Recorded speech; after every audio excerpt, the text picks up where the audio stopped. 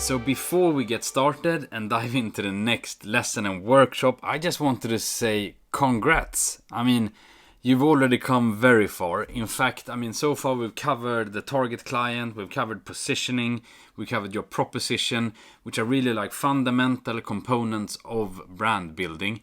And by being clear on this, you're putting yourself in the top 10% of similar type of businesses in your area in terms of clarity on your positioning and what you deliver. So massive congrats to that. I know from working with a lot of businesses like yours that it's quite rare that we have something that is already this well developed in terms of brand strategy. So that is really great. So just big well done. We're now going to put in another gear. We're going to start working on some parts of your brands that would really help elevate the positioning and the communication of your brand.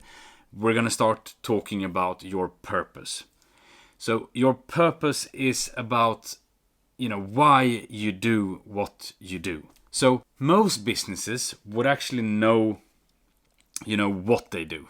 And some would know also how they do it. But actually very few know why they do what they do. And when I talk about why, this is not about money.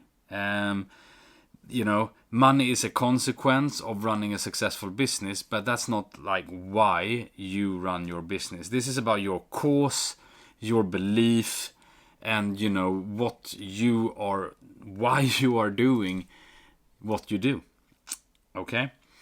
So I know this can be a little bit fluffy, and we're going to be working on your purpose statement in this session, but I just wanted to show you also kind of how this could be brought to life, just to make this a little bit more concrete via an example, because as you know, all the things we're working on here in the brand strategy is something that really sits in your brand strategy document, or is an internal document that is then executed in different ways depending on the context that you're executing in, if it's on your website or wherever it goes. Sometimes it might be a copy and paste of what's in your brand strategy, but sometimes you need to kind of adapt that in your external communication, right? So I just wanted to kind of walk you through an example of what I mean with kind of the what, how, and why.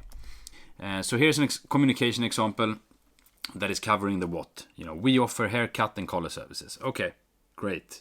That's covering what you do.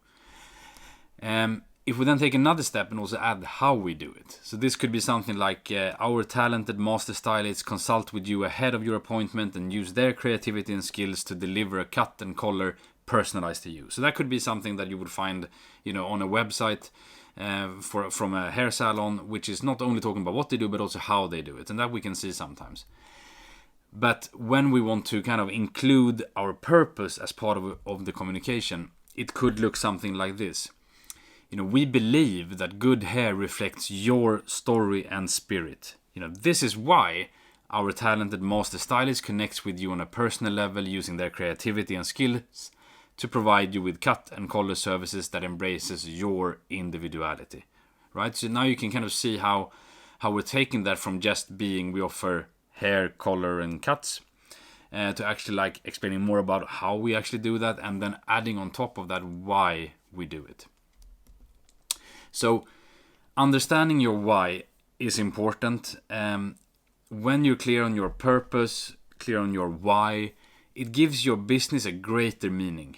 And this can transcend both internally and externally. So with your team, it's very important, I find, to have a clear purpose of what you do, because that motivates people who work for you, because they're not just working, for the upcoming payslip.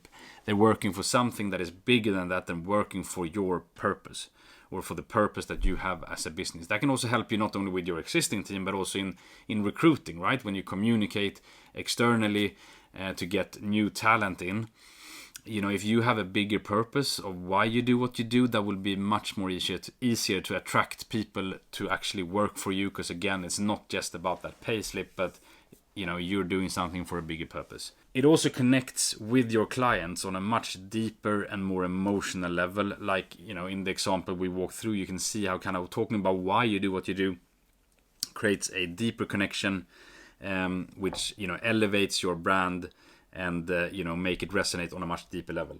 Your purpose statement should do a few things. It should express how your business is impacting the life of the people you serve. I think what's important here is also that this purpose statement should not be about your business, though. It should be about how you're impacting the life of the people you serve, but it should be 100% focused on what you do for other people. So it's not about, we're a hair salon and we're doing this, but it's really about, the change that you want to drive, or, the why behind your business needs to transcend beyond your business and really be about the people that you're impacting.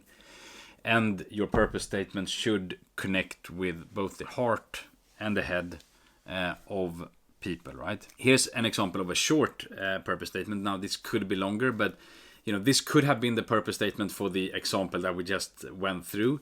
That the purpose could be to empower women to express their individuality, or it could be something around, I think this could have been about expressing individuality and, supporting with the right confidence, or, but as you can see in this short example, this is 100% about the persons, the other people, that what you do in your business, how that is impacting them. It has nothing to do, with the fact that this would be a hair salon. This could be an expression from a different type of business, right? Because this is on a much higher level than kind of what you do in your day-to-day business. This is really about how you want to, the change that you want to drive and how you want to help other people. So that's what your purpose statement should include.